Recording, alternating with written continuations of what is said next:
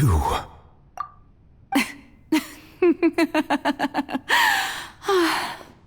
Sorry. That shocked expression on your face is just too amusing. I couldn't help myself. You are not Farina. Who are you? The sweet sound of bewilderment. Marvelous. A sure sign that my attempt to deceive everyone was a resounding success. But to answer your question, I am Focalors. You know, the god. Focalors? Why did you deceive us? Oh, that wasn't my goal, of course. Goodness, no. But I had to fool everyone else too, if I was to stand any chance of deceiving the heavenly principles.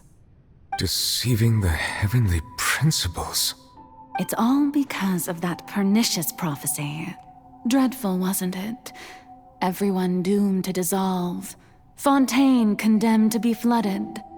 One was not amused. In fact, one was positively bemused when that problem was thrust upon me by my dearest predecessor. That's the former Hydro Archon Egeria for the uninitiated. It hardly gets more disastrous than a preordained national catastrophe, now does it? She knew full well that the prophecy would surely come to pass. And as one of the seven, she also knew full well that one defies the heavenly principles at one's peril. So yes, as you have no doubt surmised, it was a rather impossible situation that I found myself in. I spent a terribly long time mulling it over, alone on the ocean floor. And I was almost growing barnacles by the time I finally realized there was only one possible solution to this confounding conundrum. I had to outwit the heavenly principles, allow the prophecy to be fulfilled, ostensibly at least, while saving everyone at the same time. I'm a genius, I know. I can only assume that's why Egeria chose me as her successor. Although, looking back now, it was hardly the inheritance one dreams of. Between the task of saving the nation, the quotidian duties of the Hydro Archon, and not to mention the original sin of creating a new race of humans, I dare say she left me quite a colossal mess to clean up. But one can only play the hand one is dealt. I did not choose this, any more than I chose to be one of her Oceanid familiars.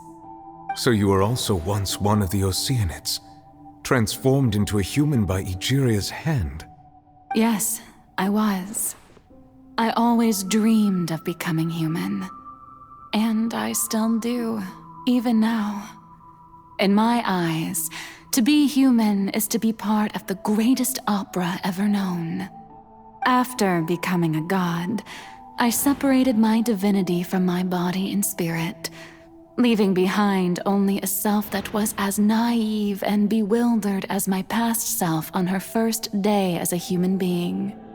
The me you see before you now is that divinity, and the human counterpart I left behind, I named Farina. She could feel joy, sorrow, and everything in between. She could be as vain and conceited, or as meek and vulnerable as she wished. Her strengths were of a kind only a human could possess, as were her shortcomings. But in my eyes, Farina's humanity was what made her perfect. She was perfectly human in every way. The person I always wanted to be. Anyway, so then I cursed her. All part of the plan, of course. The plan to deceive the heavenly principles. Do you still remember the final scene of the prophecy? The Hydra Archon alone, weeping on her throne. In order that the prophecy might appear fulfilled, I invited Farina to be an actress, to play the part of the Hydro Archon in the prophecy. Under the curse I placed on her, so long as I, Focalors' divinity, continued to exist, she could not die. But nor was she free to live her life in the pursuit of happiness. Instead, she was forced to take the stage in the opera house, to embrace the role of leading lady, to forever play the part of the god from the prophecy, all to create a deceitful appearance of that prophecy coming to pass. I suppose now you probably understand why your court is called the Opera Epiclese. But Farina is only human, isn't she?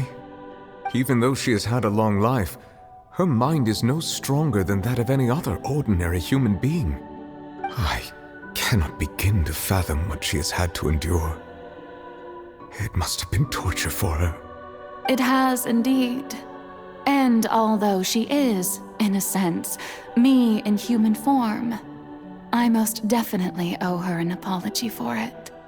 It's been 500 years, and all along, she's been playing her part in the most unimaginably long, unbearably lonely, and agonizingly painful opera of all time.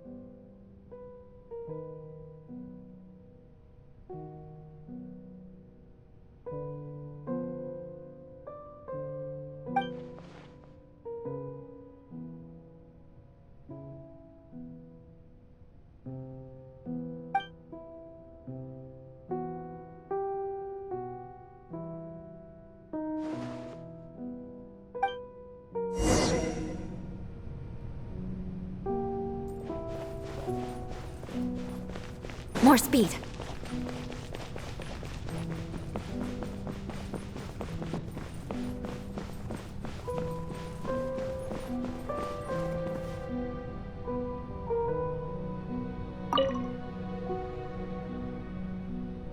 Oh, who permitted you to come onto this stage?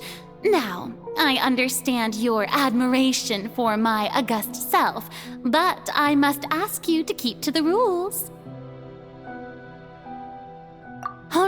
All right. It is not my intent to reprimand you.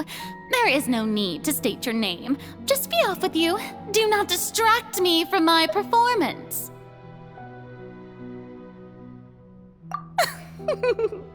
Oh, do not jest. Can you not feel it? I am Focalor. The eyes of countless Fontanians are upon me.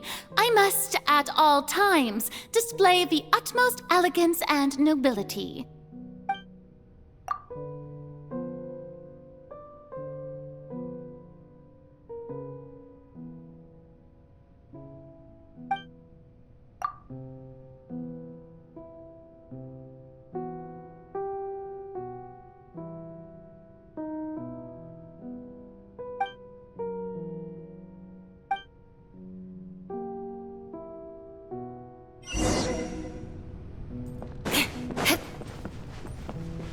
Dear audience, the performance is experienced